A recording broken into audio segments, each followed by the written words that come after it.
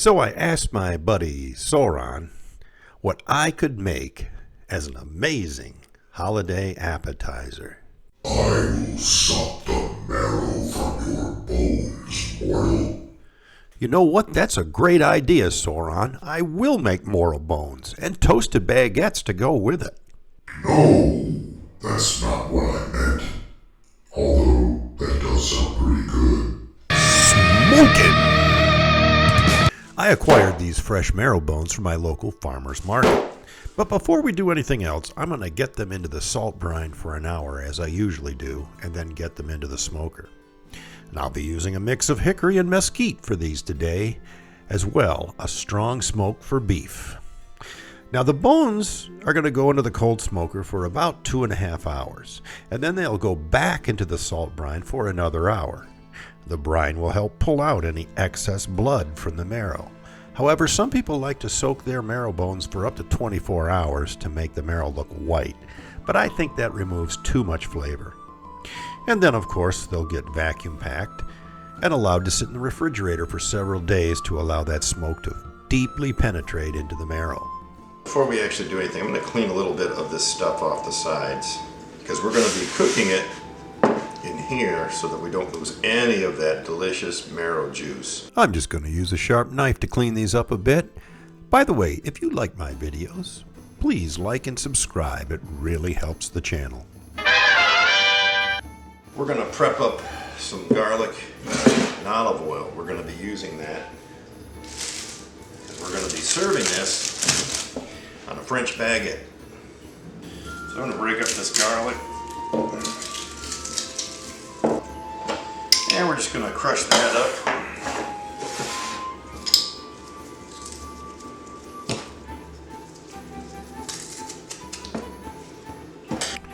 After crushing the garlic, I'll add some olive oil until I have a nice spreadable mixture. And then it's time to slice our baguette on a bias into about 1/2 inch thick pieces.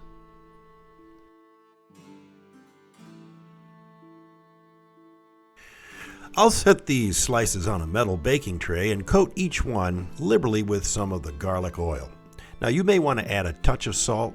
However, as I will be adding some salt to the marrow bones anyway, it's not really necessary.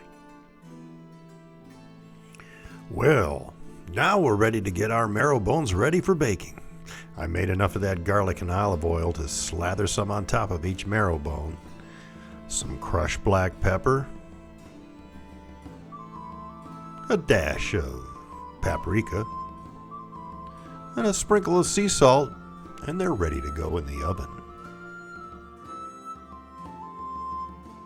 All right, ladies and gentlemen, let's get this into the oven.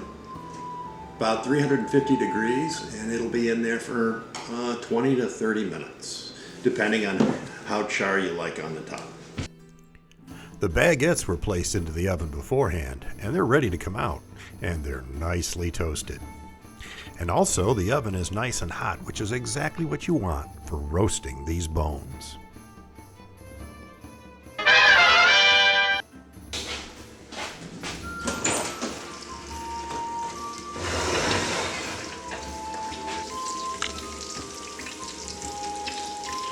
Oh, that's beautiful. Oh, they sure look good, don't they? Let's try some.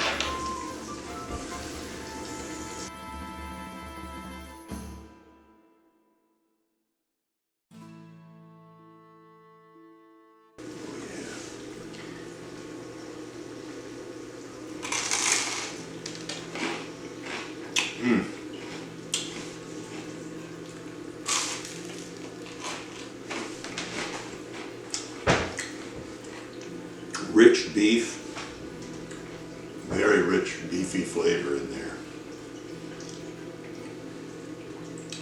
You get a touch of that smoke. Oh yeah.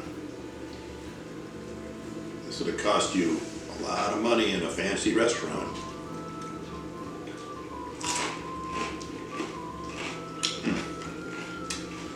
Oh, that is delicious.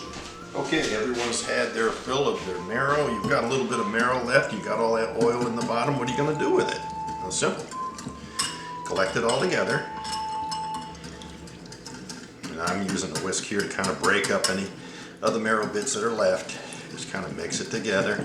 You know this has already got garlic in it. It's got the marrow. It's got all your seasonings. It's got your paprika, your salt and pepper. So what we're going to do with that extra leftover, we're going to pour it into a container. Put it in the refrigerator. And then the next time we make garlic bread, we just spread this on it. You don't have to do another thing. Everything's in there. I mean, you might want to put a little cheese, little smokeydave smoked cheese on that garlic bread. Some people like to have a little mozzarella or parmesan or other things on their garlic bread, but as far as the garlic bread goes, that's all you have to do. Put that in the fridge, let it harden up, spread it like butter. It's no joke. Everything's better with smoke.